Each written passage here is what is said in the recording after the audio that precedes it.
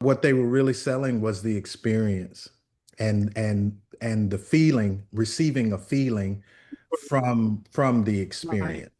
And so that was Yeah. that was enlightening in terms of overlaying what we're doing for our. I was watching that and just overlaying our dojos on top of that, that with that mindset.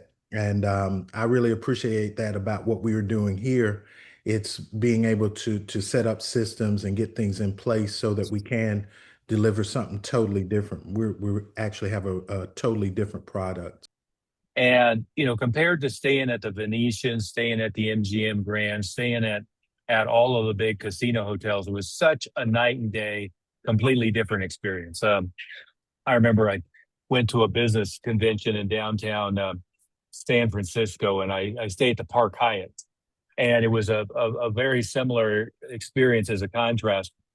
And then as I walked through the hallways, staff members who I had no recollection of ever meeting would greet me by name. And I kept trying to figure out how were they doing that? What was the mechanism where by me Right. just pulling in the car, like every staff member in the hotel knew that Stephen Oliver was walking through the lobby and on the way in.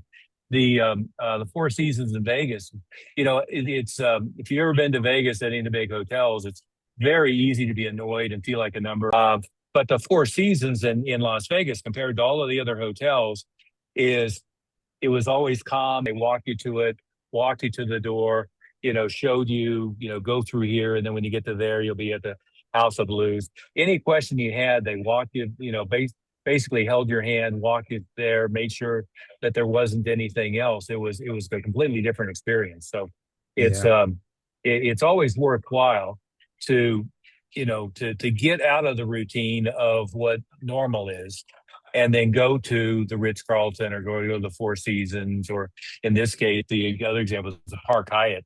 And and then on the one about the Ritz, the founder of the Ritz, his thing was what you just shared, was how he got started. He happened to see one of the royals as they were becoming a royalty at a place in another country, and he noticed that the man liked cigars and a drink after dinner. So when he came and stayed at their place, he brought him the cigar, and the man was like, "What the heck? How do you know what I liked?"